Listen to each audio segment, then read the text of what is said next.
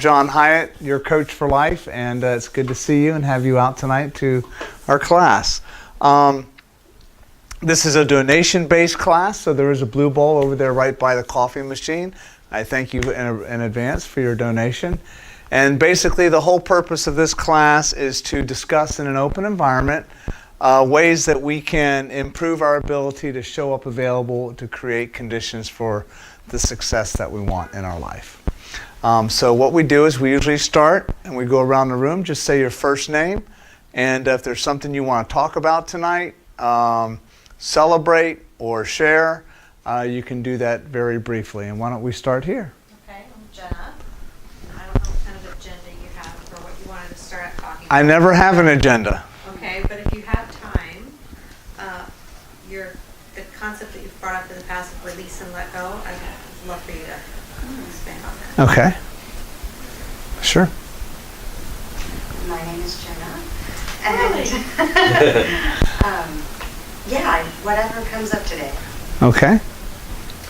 My name's Robert. I met John on Friday and I just wanted to check it out and see what it's all about. Great. My name is Gina, and I'm just here for whatever comes about. I'm not working on anything in particular, just everything. My name's Jenna. No, I'm Bill. And I was just telling John I just got one of these scripting notebooks, and so at some point I was like, well, now what do I write? How do I write it? So if you got any resources or you want to steer some of that this way, that'll be good. Okay, great. Awesome. Okay. Well, everybody clap, because we always kind of celebrate that we're right where we are, and that's right where we're supposed to be. Regardless of what's going on in our life, whether it's with a relationship, work, money, health, whatever's going on, we're supposed to be in it, going through it in order to learn something about who we are, ourselves, other people, to get clarity, to get movement, to gain wisdom, and to experience life. So the first thing we can do to release and let go of is judgment, that we shouldn't be where we are right now, or that there's something wrong with us if we are where we are right now going through. That kind of thinking creates shame, guilt, resentment, anger, and frustration, which really doesn't serve us very much if we hold on to those feelings for very long. They get in the way of our progress. So the best thing that we can do is we're in a certain situation is take a step back and just observe. Just observe. And I love the term, isn't it interesting that? ... Isn't it interesting that I'm in this situation? Isn't it interesting that this particular thing is going on? Isn't it interesting that I'm showing up this way, or that somebody else is showing up a certain way? What's the purpose? What's happening? What's going on behind the scenes? What is it that I'm supposed to be learning from this event? When we open up that door, we really start to become available for insight, for curiosity. And that's the whole thing that I want you to do, is expand your capacity for getting curious. It's the first step, really, that self-awareness step, that really turns the key and opens the door for us to really start to get movement when we're feeling stuck. I recently completed an engagement with an executive for a corporation downtown. And it was a really good, successful coaching engagement for him, because he was willing to get curious. He was willing to be brutally honest with himself about his behaviors, the results that he was getting in the workplace specifically, how his emotions and application of emotional intelligence was showing up for him, and the results that that was creating. And because he was willing to get curious and suspend judgment, he was able to just take leaps and bounds in his behavior change, in creating different beliefs and different thoughts, and in shifting how he approached his leadership. So it really showed, it really impacted his executive presence, his ability to communicate, his decision making, how he approached developing leadership and members of his team. All of those different things. It really changed all of that. So allow yourself to get curious. We don't stop to get curious. Typically we're too busy and we're too reactive. We're always reacting to something instead of going, wait a minute, let me take a step back. What's really happening? What am I really supposed to be learning here? If God, or whatever your equivalent of God might be for you, were to be sitting next to you on a park bench, what would he, she, or it be telling you about the purpose for whatever it is that you're going through? What kind of conversation would you have? If it's the kind of conversation where you're a screw up, you should have done this differently, it's too late, you'll never, whatever, fill in the blank, that's the kind of communication that you want to shut down inside your head. And instead you want to look at, you know what? The whole purpose of this is to teach you 1, 2, 3, and 4. In order for you to 1, 2, 3, and 4 now, and to do 3, 5, 6, 7, and 8 going forward. When we flip that switch to curiosity and observing, we open the door for learning and increased insight and wisdom and clarity. Clarity is probably the most important aspect. It's the next step. And Robert heard me talk about clarity on Friday. We were talking about feeling like it's okay to ask for what you want, but that we owe a responsibility to be clear about what it is that we want.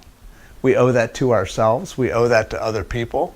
We owe that to, again, whatever our concept of God is, to say, this is what I want. This is what it looks like, feels like, and sound like. So remember, the thing is to get curious, and then get clear.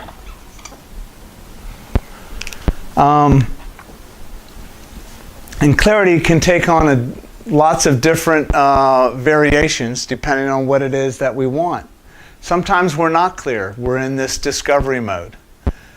I know I've been in situations before when I've been like, I don't know what I want. All I know is that I don't want what is currently happening. I don't want what is currently going on to continue. Okay? Boom, that in itself is a shift.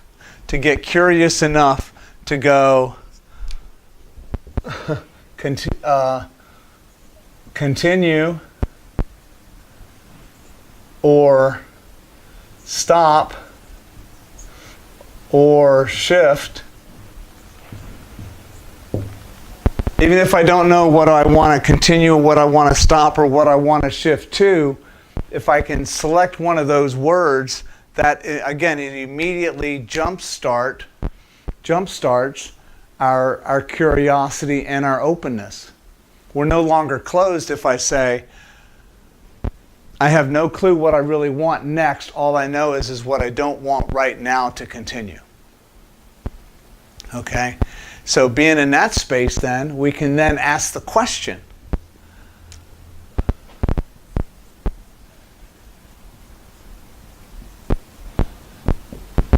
A version of what if. Okay? Or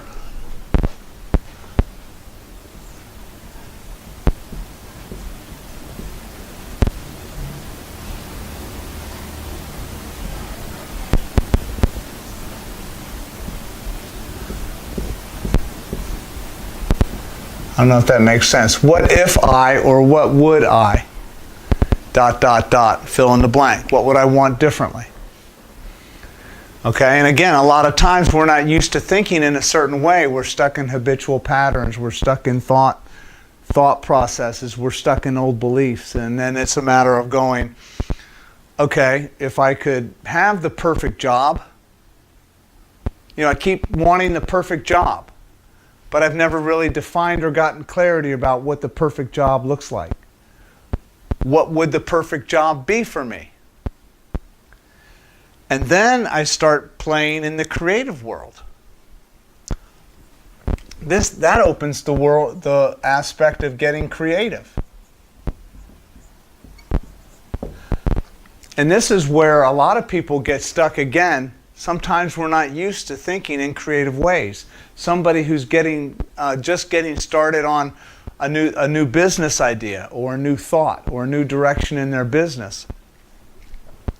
There's a logo to come up with. There's a business card to print. Okay, there might be a website to put out there or a Facebook page, but they haven't given any thought to what those things, how they want those things to look, or the message that they want them to say. Now, there's a whole bunch of people out there that specialize in branding and marketing and advertising to help people to pull that stuff out of somebody and put it down on paper, throw it up on a whiteboard, and help somebody come up with a concept. I've done the same thing often with several people, is to help them just get some clarity of who they are or who they want to be in the workplace. But this is where you go, well, if I was to come up with a business card right now, what would I put on it? Okay, well, this is where you brainstorm, okay?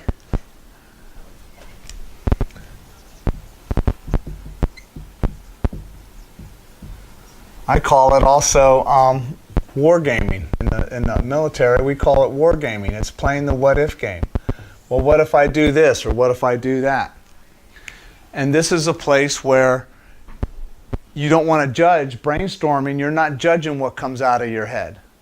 You're throwing it down on a piece of paper anyway, whether you're not applying critical thinking to it, you're not applying all sorts of criteria. The whole idea is to engage the brain and figure it out.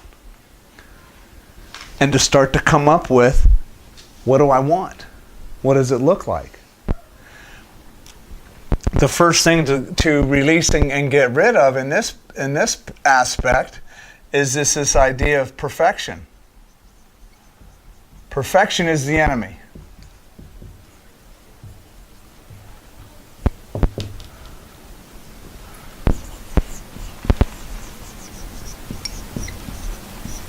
Because there's no such thing as perfect. There's no such thing as a perfect relationship, a perfect person, a perfect job, a perfect logo, a perfect website. Everything is always in constant change. We are in constant change. Other people are in constant change. The concept that you develop for your business today is not going to survive 1 year, 2 year, or 3 years, because either A, you're going to want to change it, okay? Or something outside of you is going to compel you to want to change it or to do something different. Pick one brand that has stayed exactly the same since it originated. Chick-fil-A. Chick-fil-A, but even Chick-fil-A adds more menu items, right? They increase their customer service. They do things different operationally. So even Chick-fil-A, they started with a good piece of chicken, right, and the right recipe for that. They don't have to worry about fixing that, but they are very creative and very adaptive to the market to make all sorts of other changes. Okay? So nothing stays the same. So stop expecting things to stay the same. Stop expecting people to stay the same, relationships to stay the same, partners to stay the same, pets to stay the same, politics to stay the same, whatever it is. Throw the sameness out, expect change, and release this perfection. Perfection is the enemy of what?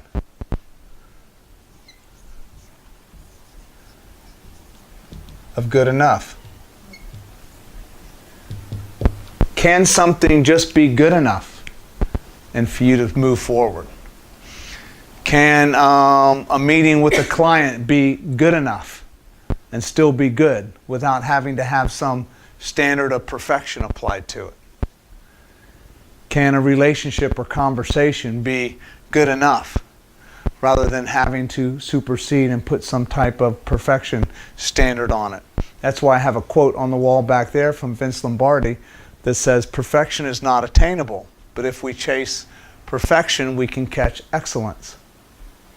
So go for excellence instead. Excellence is the same as good enough. It's the best that you can get. And let that satisfy you. So during this creative process, the whole idea is what do I want? What really resonates? So this is where you may start to apply certain values to your ideas. And by values, I mean words like respect, integrity, trust, abundance, courage, engaging, open communication, okay, patience, humility, all sorts of different values that we start to create as a basis for what we want. These values are important because it shapes the foundation. Caliber Home Loans, I'm sure, what's one of the corporate values for Caliber Home Loans? Responsible for lending. So, welcome, David. So, tell me more about what responsible lending looks like, feels like, and sounds like. The biggest thing is not to let people get into homes like back in 07, 08, when we created the housing crisis. Okay. Making sure they have the ability to repay, that it's a loan that fits their needs. Okay. So that includes a fiscal responsible approach, right? A credential or credibility and credit responsible approach. Cash credit income. Okay, right. Okay. It also, a sub-value of that is open and honest communication with the client. Full disclosure, right? Respect, because somebody might come in and might not have what it takes to qualify for a loan properly. But that responsible lending sets the foundation for him to say, thank you for coming in. Regrettably, we don't have a product that can help you in your situation because of clarity 1, 2, 3, and 4. When you've addressed this, please feel free to come back or whatever. Or it's the opposite. Hey, congratulations, you meet the criteria. We've applied all of our values and here's the product.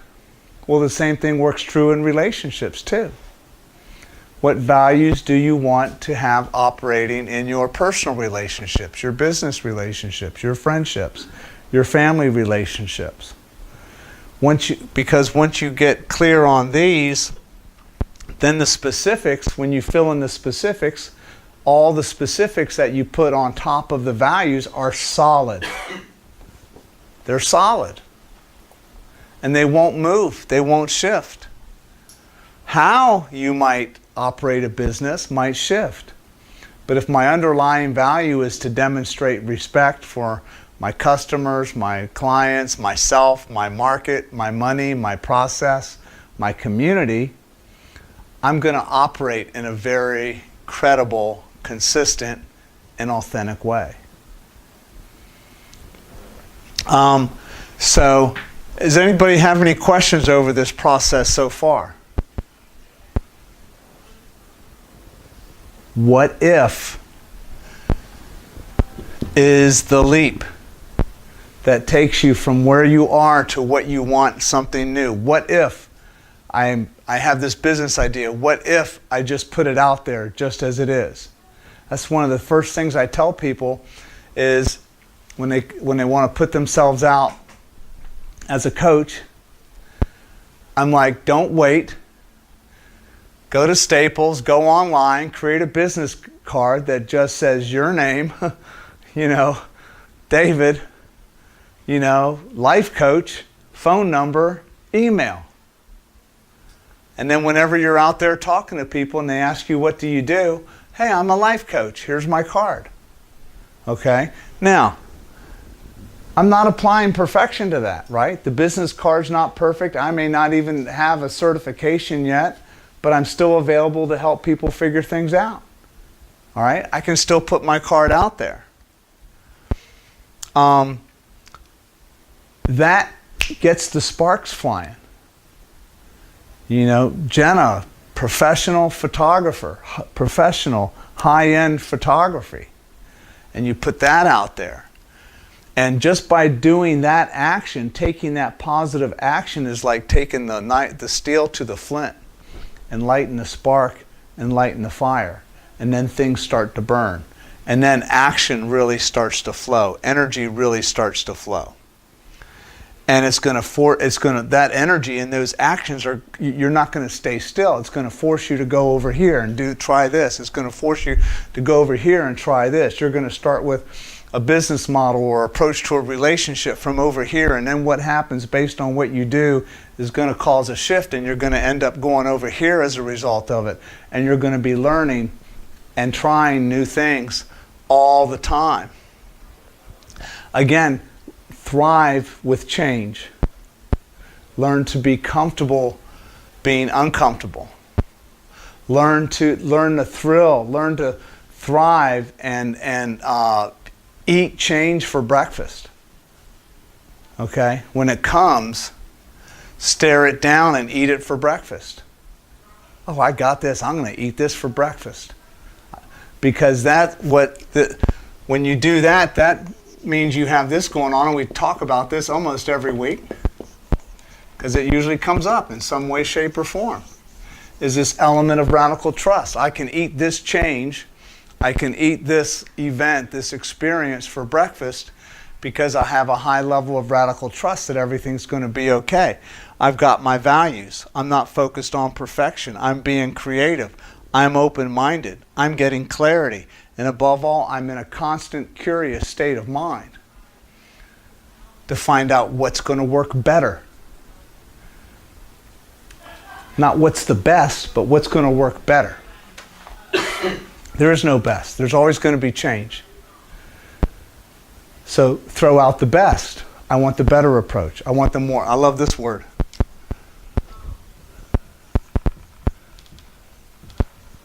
I love this word. Optimal. What does optimal mean? The best under those conditions. Okay. I mean, The best at the time, the best under certain conditions. Okay. The most likely, the best supported, the best affordable, the best time-wise, the best effective, or the best efficient. But it's not the absolute best. So I love throwing the word optimal out there when I'm helping people solve problems or make decisions, because somebody says, well, the best decision is, right? Or somebody says a lousy decision is, okay? Or that's a bad decision, okay? Well, whether it's good or bad or the best, I don't know. I can ask you, is it the optimal decision? Is it the optimal choice? Are you taking everything? What are you taking into consideration to make your choice? How are you measuring those criteria? Is your approach accurate? Have you thought, are you missing any? What if you consider this? Have you considered that? What is the impact on this? What's the impact on that? Has anybody thought about this?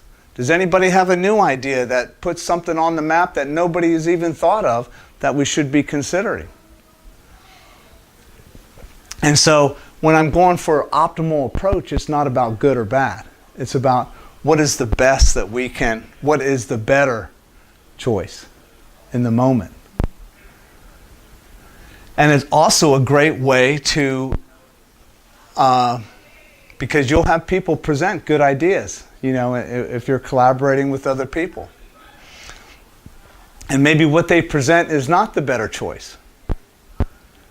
So rather than saying, hey, your idea sucks, okay, or that's a bad idea, or I wouldn't do that if I were you, you can say, is that the most optimal solution? How does that solution or idea fulfill the requirement for 1, 2, 3, and 4? Does it do so optimally? If so, I'm open to hearing it. If not, we might want to consider this solution instead. because it takes into consideration all of these various elements. Nobody feels bad when you use the word optimal. But the message is the same.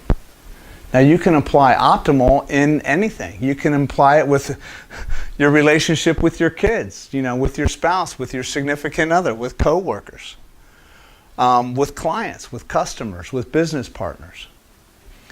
And it always has you looking for better. How can we optimize this relationship? How can we optimize our communication? How can we optimize our operation? How can we optimize our love? How can we optimize our sex? How can we optimize our whatever? How we spend money? It's a great term to use. So everybody say optimize. Optimize. And optimal. I tell you, start to use those words. People will look at you like, what? Optimize, optimal, what do you mean? When you explain it, they'll get it. See, there's no best choice. We're just looking for the better, and I just want to make sure that we're looking at things with curiosity in order to get clarity, and we're being creative. Look at that. That's the 3 C's. Curious, create, clarity, creative.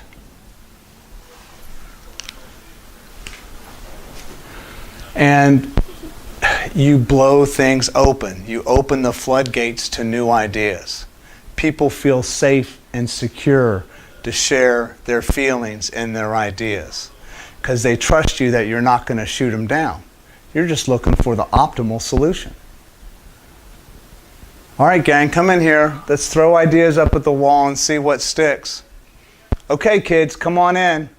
We got some things going on here in the family environment. Let's throw some things at the wall and see what we can do to optimize. And when we're optimizing, what kind of values do we want to create, family? Oh, love, respect, kindness, peace.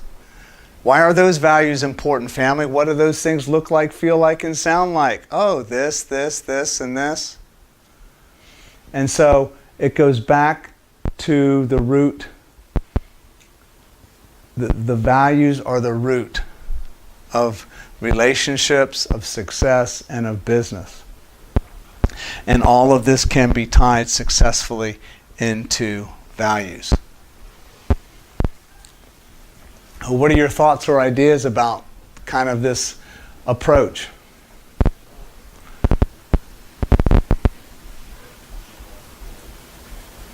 So when you said optimal and optimize, so we do search engine optimization. Yeah, yes you do. Right? And so we apply different techniques and budgets and the different factors and try to get our clients to rank higher in the search engines. And so what tools and resources are available for us to get the best outcome given the competitive environment and the budget they have, and how can I craft something that's going to be a win-win? Yeah. I know, I'm working with, you're doing my website for me, so I'm talking to, and our approach is, I'm approaching like, how can we optimize the design to be effective, efficient, intuitive, clear, engaging? See, what are all those? Those are all values. How I get there, I don't know. I'm counting on Bill to show me because he's the expert, okay? But I know the values that I want my website to demonstrate to whoever clicks on it and experiences it. We've had to make a couple of changes. Sure, Yeah. because we're being creative, right? And we're going, well, what if we did this? Because we're being curious, right? So at first we got started and we continued in a certain direction, and then we kind of stopped, didn't we? Because we looked at it and then we shifted. Because now the design that we're working on now doesn't really resemble the initial design to a large degree. But the values are the same. The experience that I want to create is the same. That's why I use the phrase create conditions for success. See, I'm clear on the conditions that I want to create for whoever comes on my new website. And so apply that to your relationship. Apply that to your kids. Apply that to your customers or clients. and see if it doesn't shift your perspective a little bit.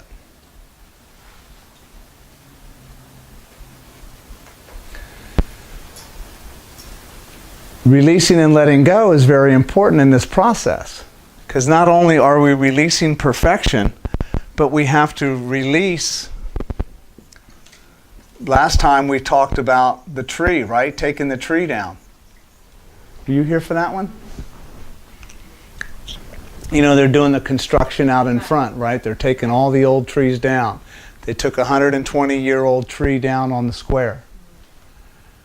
And you know, there's a lot of people that appreciate these old trees and the value that the trees have provided for a long time. But the tree on the square was dead, or almost dead. And what happens with a dead tree? People can get hurt. What happens to old beliefs that we have that might be dead? They hurt us. Or they hurt people around us. Or they get in the way of what we want to do. So taking down an old or dead belief does what for us? Huh? Frees you? Yeah, it frees you, and it makes room to plant a new tree. It leaves room to plant a new belief. So that's why the concept of releasing is so powerful, because until we release and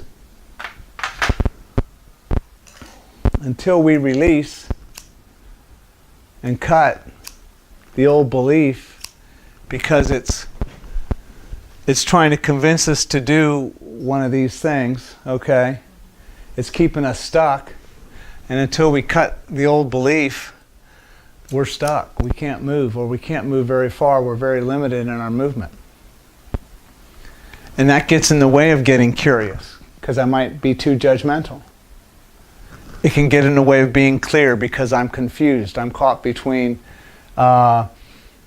speaking my truth or remaining quiet and just putting up with something I don't want to put up with, but I've decided to because I don't feel safe and secure to bring something up.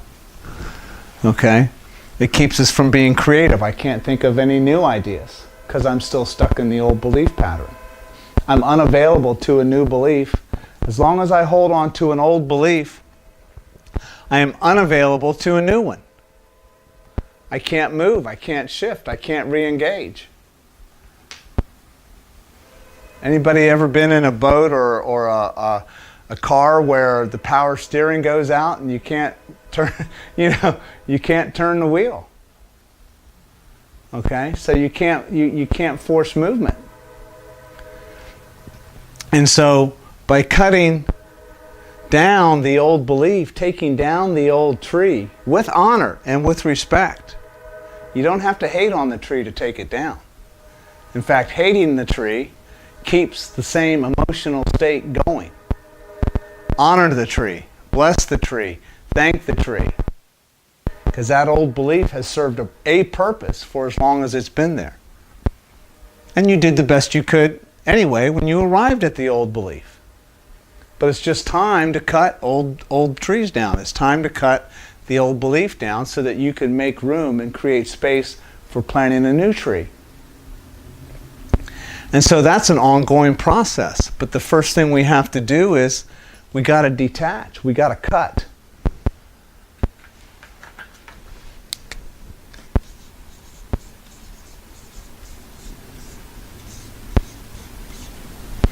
And sometimes that's hard to do because we are very attached to our old beliefs. Our old beliefs might be associated with certain relationships that are very tender or close to our hearts. Or experiences that have had a lot of trauma or pain or significance. So there can be a lot of attachment to this stuff. But if you have radical trust and go, I trust that if I cut down this tree, there's an infinite number of new trees I can plant. And even if I don't know, I can start to get curious. And if I cut this old belief and I take it down, what do I replace it with? Well, I don't know, but my goal is to get clarity. So this is where we ask ourselves, well, what if I get rid of this old belief? What new belief could I have? Or would I have? Then you start to get creative with what the new belief is. And pretty soon you're going to have a new belief. Especially if you take the old belief, and one of the power word things that we do when we're scripting is we take an old belief, we write down the old belief. I believe such and such, or I don't want this anymore in my life, or whatever. Then you do the opposite and you write an affirmative statement for the denial statement. So it's okay to start with I don't want. That might be, you might have, most of the time we are very clear with what we don't want, are we not?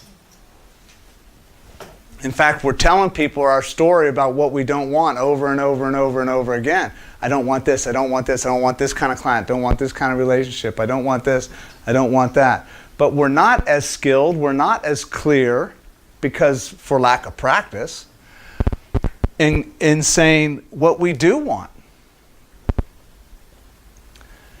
And so if I can start to get better at describing what I do want with different words, phrases, energy, and intention, I can blow open doors. Because half the problem is not the absence of a new belief or a new desire, we just don't know how to articulate it. And because we don't know how to articulate it, we can't form the thought words in our head when we're thinking about it. So we keep reverting back to the old I don't want. And let me tell you, if we're only focused on what we don't want, what do we tend to create? More of what we don't want. It's guaranteed. If I say I don't want to fight with you, okay, when we try to communicate, what are we likely to create? A fight. If I say I want a peaceful and open conversation with you, what condition does that help set? See what I'm saying? So it's the same thing. I don't want to be poor. I don't want to be in debt. I don't want to lose the sale. I don't want to lose my child. I don't want, fill in the blank. As long as that becomes our story and we're in the habit of repeating that over and over again, even in our head, and especially vibrationally with our mouth, we're recreating what we don't want. And then we're surprised when it happens. Well, no kidding, it happens. You keep talking about what you don't want. So shift and become obsessive about what you do want. Learn how to put down in writing what you do want. In your relationships, in your business, with your kids, with your family, with your money, with your health, with whatever you're going through. Start to rephrase it in terms of what you want. I can help you. If you need help rephrasing, come see me. I can help you do that. It's a deliberate, intentional practice. Once you learn how, it will become really, really easy. And you'll be able to do that on the fly. You'll be driving to an interview or to a meeting or something. That old thought will pop up there that you thought you had detached and cut down. That old thought will pop up there and go, don't want to lose this sale. I don't want to lose this sale. Next thing you know, you're gripping the steering wheel and you're going, I don't want to lose this sale. I don't want to lose this sale. But then you'll catch yourself and say, wait a minute. What do I want? I am open and available for this meeting with this client. This meeting goes fantastic. I radiate peace, confidence, security. I ensure that my client is informed. See what I'm saying? Now I start to affirm what I want. My energy changes. My energy shifts. With the don't want statements, I was attracting negative outcome, limited results. With the new thoughts, the new words, the new phrases, my energy shifts and I start to attract and create conditions for success. And I become available. My don't want statements make me unavailable for what I want, for what I really want. That's why when you're up here and you're getting curious, you're looking for, well, what do I want? If I get clear on what I want, a question to ask yourself is,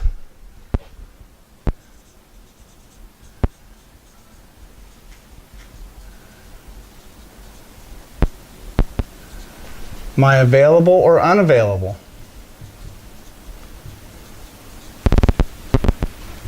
For what I want.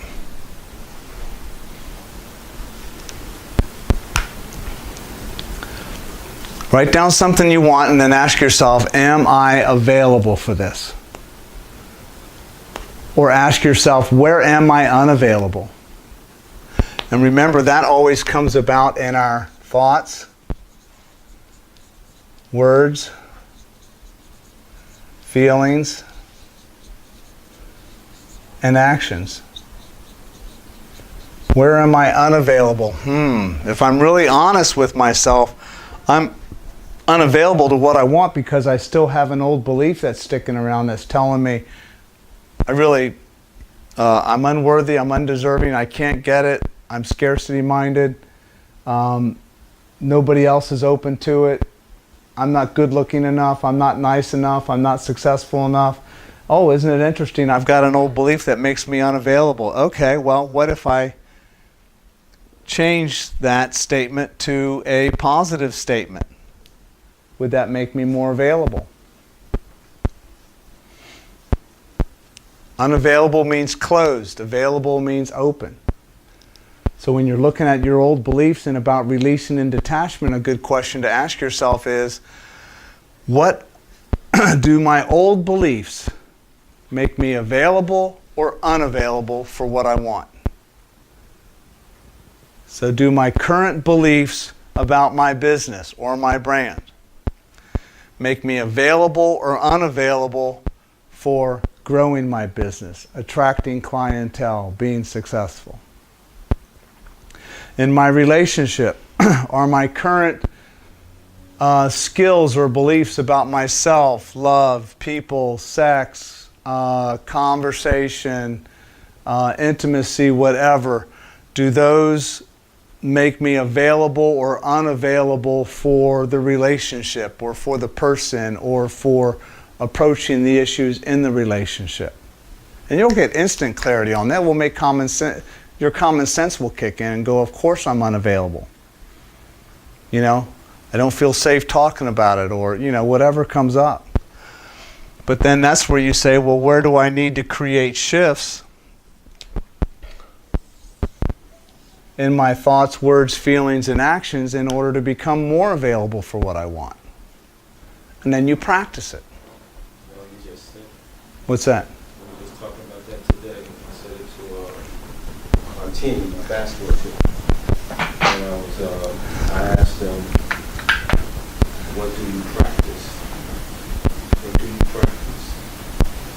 And they was kind of looking at me. I was like, if you want a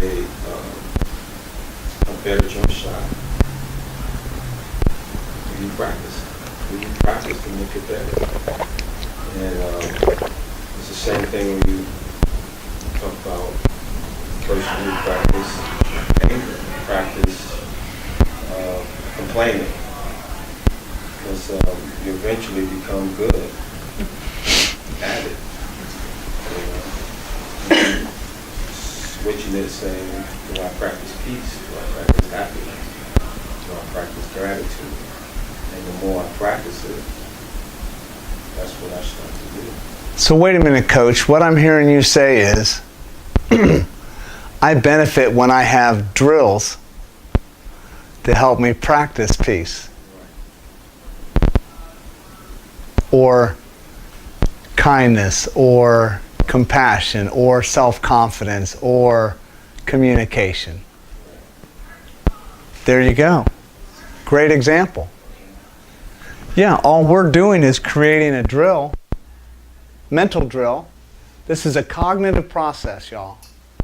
Takes a little, okay, which some of us may be available for, maybe we're unavailable for. But it does take a little bit of cognitive approach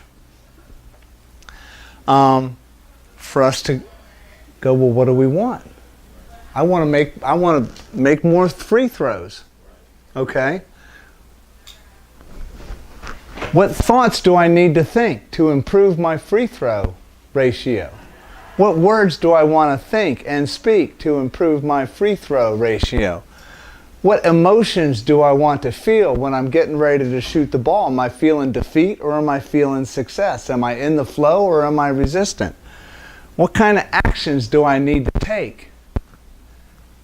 You know, that's why I need to prove aim and arch and, you know, velocity, right? And all those things.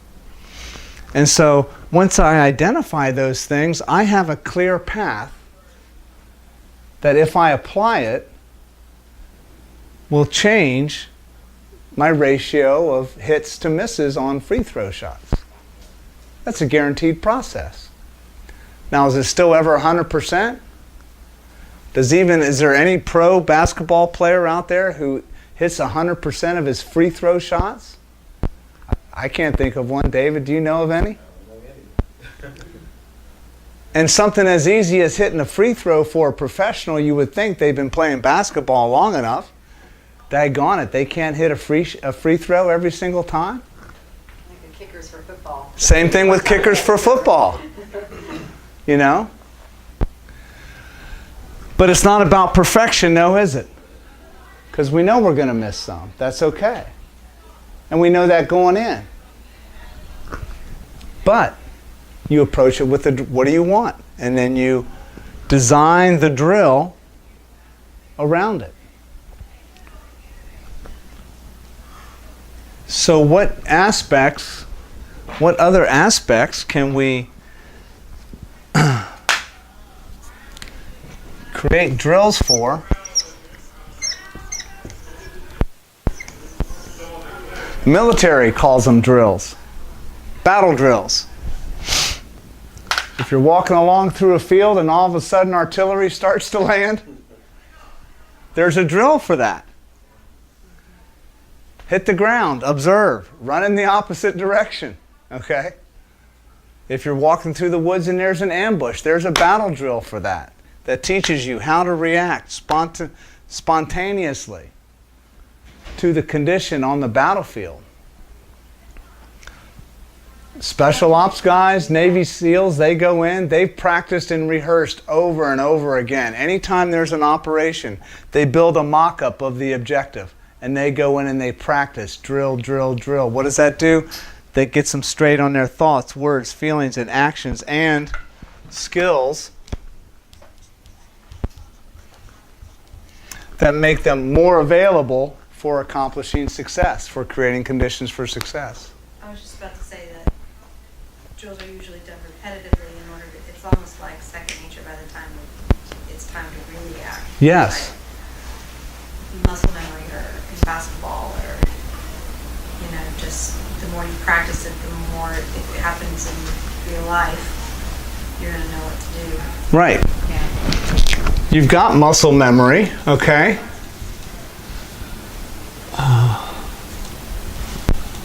And here we're talking mental memory. We're talking spiritual memory. Okay? Now the good part is deep in our minds, deep in our spirits, we know this stuff already. We just haven't practiced it. And so it's just a matter of practicing these new behaviors over time until it gets a little bit easier to apply. Communication starts to become a lot easier when you've actually practiced having hard or difficult conversations in a new way. Because you go, wow, I got a completely different result that time. Wow, I want to do that again. I had a different tone. I used different words. I felt differently going into the conversation. Wow, and I got a slightly better result than I did the last time I was, projecting anger and I was unavailable. What happens if I keep trying? So it starts to get easier. Next thing you know, that's the pattern. That's how you talk. That's who you are. And it's all values-based. I tell the team this story all the time about, when you're overseas in the Navy or military, they always have military commercials. And they had this one commercial that was just hilarious. These two soldiers, and it was for their physical fitness test. And you know, most people before their physical fitness test, they will start to practice like a week before the test, and they're struggling. So they had the two guys, they're sitting on the grass, and it's this one guy who's running. So the two guys are talking. The guy goes, man, I mean, you see John? I mean, he runs around the track all day. I mean, I see him all the time out here practicing it. And the guy's like, yeah, that's probably why he makes it look so easy, because he's out here every day riding the truck. So I always try to tell my team that you play the way you practice. Yep. Because when, as you say, when the game is live and becomes faster, you go to your habit. Yeah. So yesterday at the Super Bowl, they were interviewing Julian Edelman, who's the MVP, and what do you attribute and all this, and he said, we practiced all this stuff. I mean, that was his answer. It was like, really, that's it? It is so simple. Yeah. We practiced this stuff, and yeah. It's like when I shoot, the girls, when I shoot the ball, and they're like, man, Mr. Lee, coach, you can still shoot. It's like 40 years practice. It doesn't happen overnight. But I have always tried to use that analogy to where I want to be. I want to practice peace. Right. And I want to continue practicing that. And I just got on this because I had this conversation with this guy, and he was always saying that we should always think. He says, I don't know, wherever a situation occurs or whatever happens, I always see it. And he wants to change that. But he didn't know how to change it. And I said, but the first step is that you know you acknowledge. You change it. Get curious. Because he's like, man, I'm 49 and I can't shake it. Well, because he's been practicing it for so long. And the longer we have been practicing an old belief or old behavior, it's just there. Okay? We become good at it. And so the question is, you want to develop a new practice. Is it C or S? I always forget. I need to practice writing practice so I don't get confused again. But It's good enough. it's good enough. I'm not going to let it get in the way. But the whole thing is this is about a new practice. If you want something different, you have to practice new thoughts, new words, new feelings, new actions. You need to go learn new skills. And by doing so, you become more available for what you want. And then you can create more conditions for achieving success at it. So, what's getting in the way? This is your opportunity to practice. When you look at yourself and you're going, where am I unavailable? That will point you to the new area of practice. That, the universe is saying, man, if only you could clear this block, if only you could switch and shift this to, a new belief, the sky's the limit. And so, what's holding you back? What's getting in the way? I mean, most of us already know, if we honestly ask ourselves, what's getting in the way of fill in the blank. Most of us know damn well what's in the way. Right? We've got that old belief, we've got an old pattern, we've got an old thought, we've got lack of decision or lack of whatever. And we've known that it's there for a long time. We just haven't made it a priority enough to shift it. Well, maybe it's time. What are you waiting for?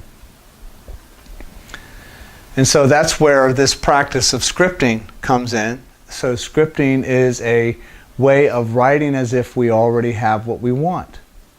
So this is where, in your scripting, you start to get curious and you start to open yourself up about what thoughts, words, feelings, and actions and skills you want to demonstrate. So this is why you write as if you already have what you want, or that what you want is happening in the present moment. I am successful in my meeting today. I am articulate, confident, peaceful, engaging, knowledgeable, warm, open, available. And so by starting to describe who I am in that moment, I'm creating success to happen. I create conditions today for my client to buy this product from me. I am unattached to outcome, knowing that the relationship with my client is the most important aspect. But I am open and available for success. So you get your journal and you dedicate it, and then you start to script.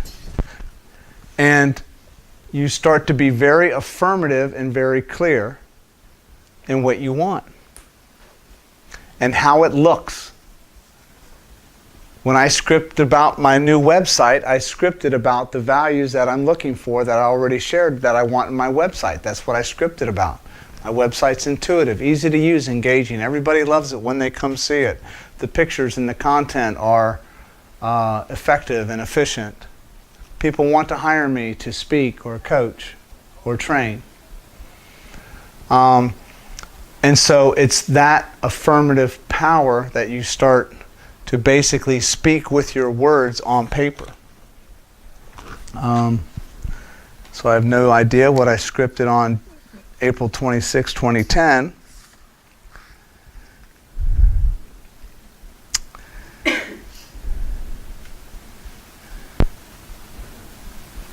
I attract abundant people that can easily afford to buy or rent Mona Place. That was a property I had, and faithfully pay the money on time or in advance.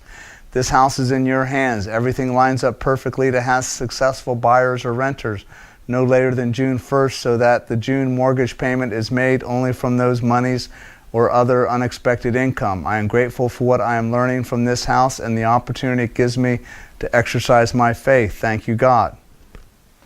Okay, so I had this house that I wanted some renters in. Okay, and I guarantee you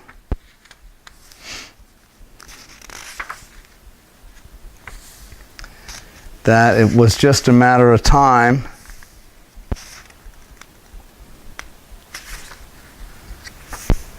before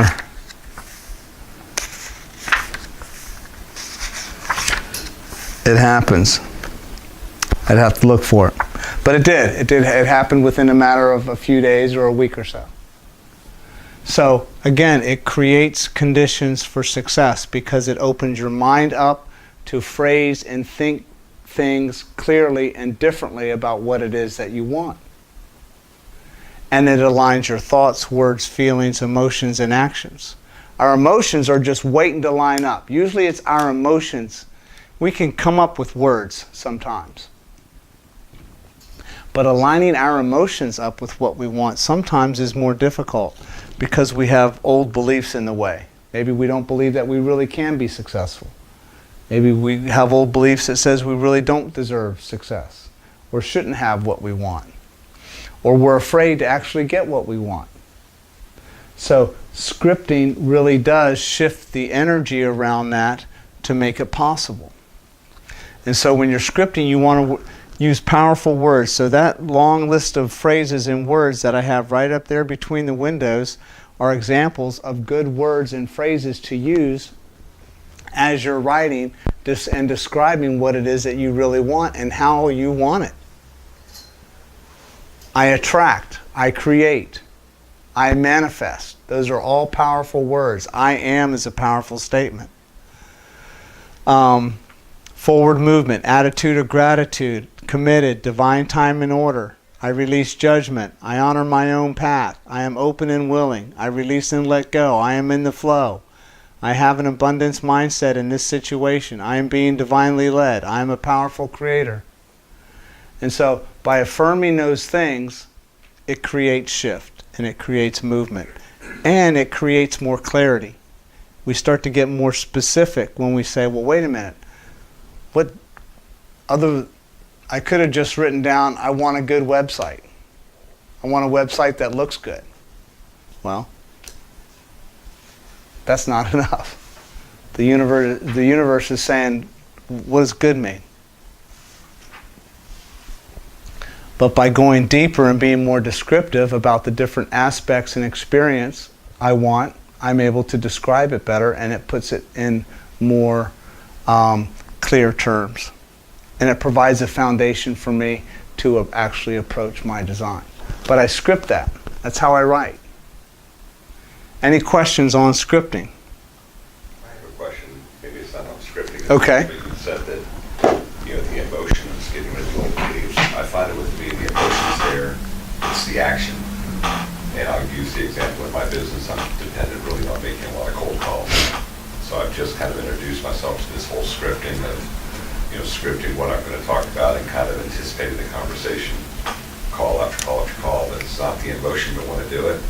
It's that fear of taking the action to do it, which I guess is a belief in itself. Yes. And this call's going to suck. And I'm trying to teach myself, you know what? It may have sucked, but they're going to forget me when I call them next week.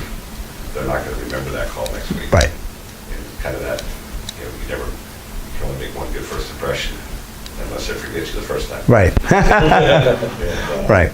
But I guess I'm kind of teetering on is the emotion or the action.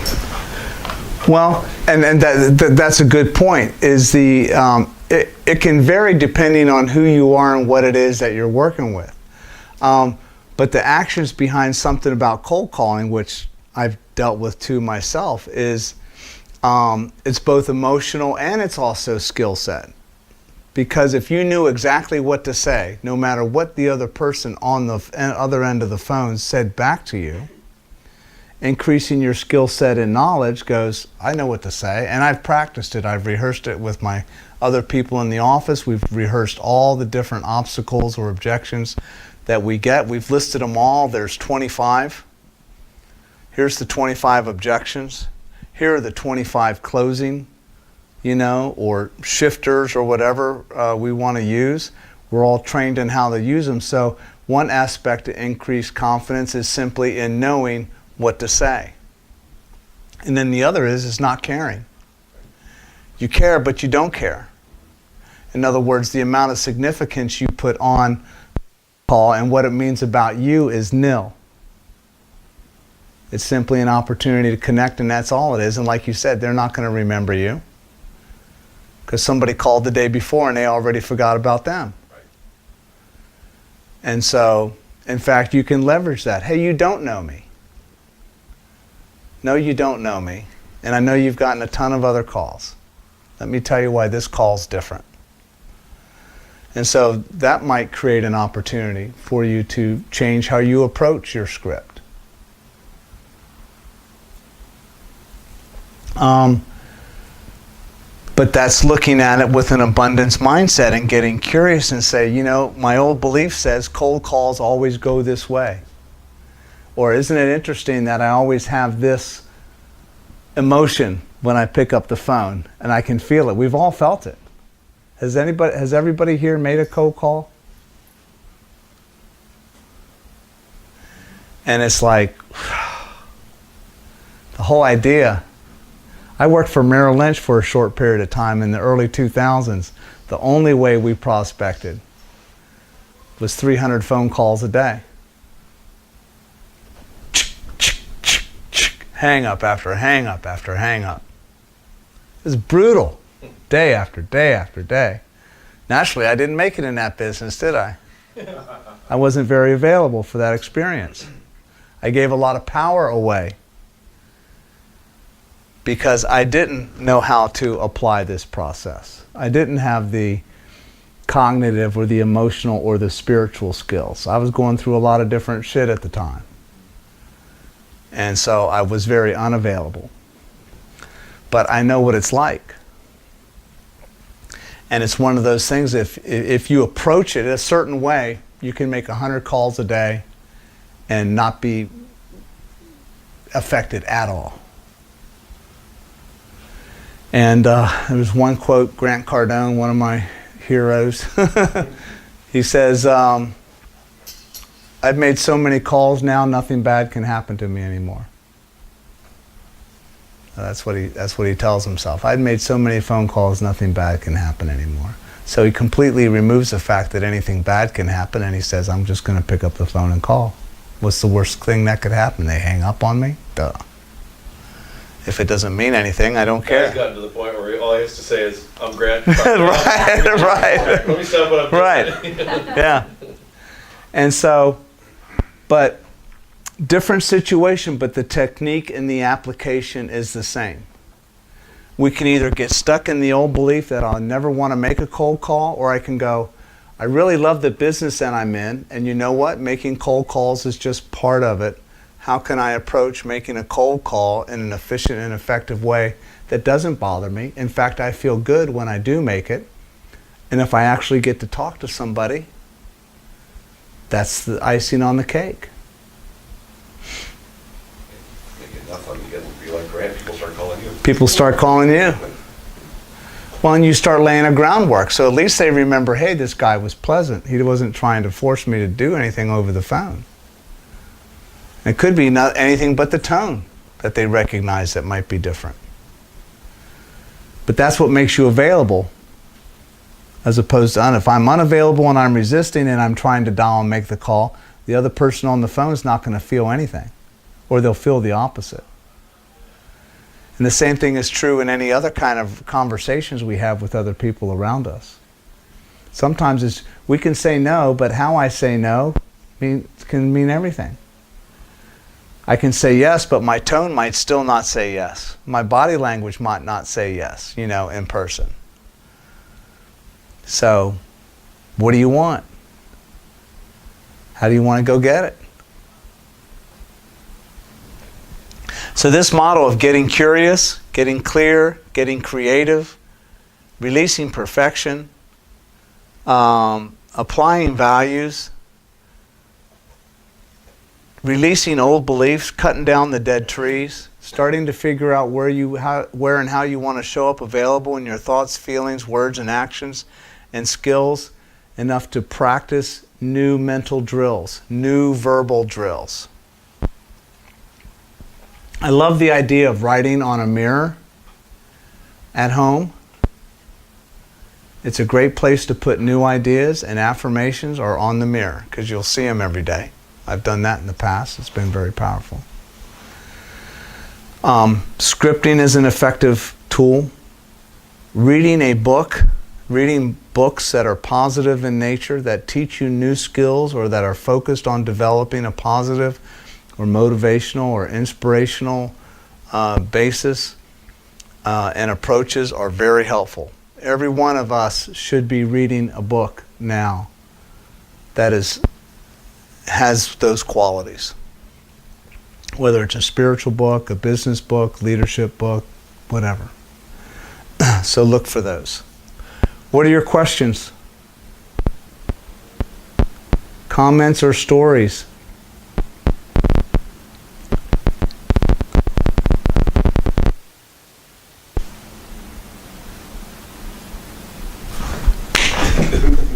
I know that you are all powerful creators, that you have dominion over all things, and that whatever you want is obtainable.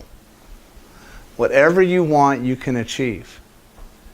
If you apply these skills and these mindsets, you will open up the doors and you will uncover secret, previously hidden insights, bursts of wisdom and clarity in whatever situation it is that you're looking for, and you will experience success. Thank you, everybody, for coming tonight. I appreciate your energy and your